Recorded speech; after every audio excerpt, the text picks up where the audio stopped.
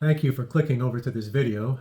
You must have come from a document or an email that had this link to provide some amplifications on the graph that shows cost difference over time for an ERP buyer when they buy effectively and when they fall into the normal buying cycle.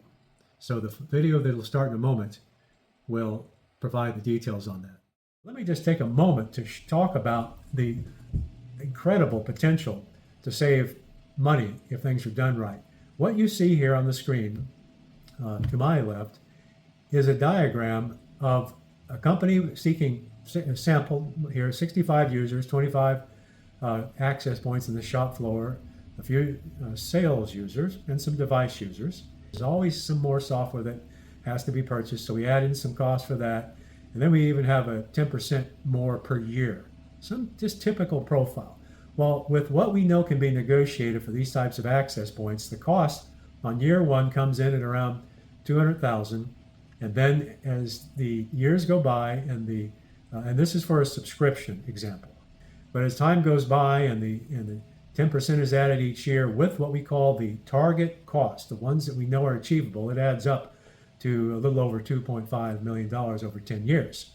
This is the effective or good deal. Now, let's throw in two variables, and there's more. It shows how quickly this can get out of control. When buyers initially buy, we know what the good target prices are, but most buyers, well, they don't have any real reason to know that, and they'll be more looking at the retail price minus some modest discount, and that puts them usually at double our what we know how to achieve. But let's just say it's at 75% over what we know how to achieve. So that starts the whole thing out more initially. And then over time, it continues to pile up that difference. And you can see the difference between about 2.6 million here and the 4.6. There's a couple $1 million on the table just with that one factor.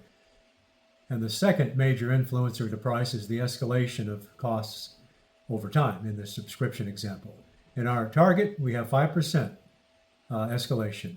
In the typical, we have 10%, meaning that's what the buyer arranges. And most of the time, the sellers don't even specify an escalation and just hit the buyers with what the market will bear over time, and it's usually more than 10%, or can be.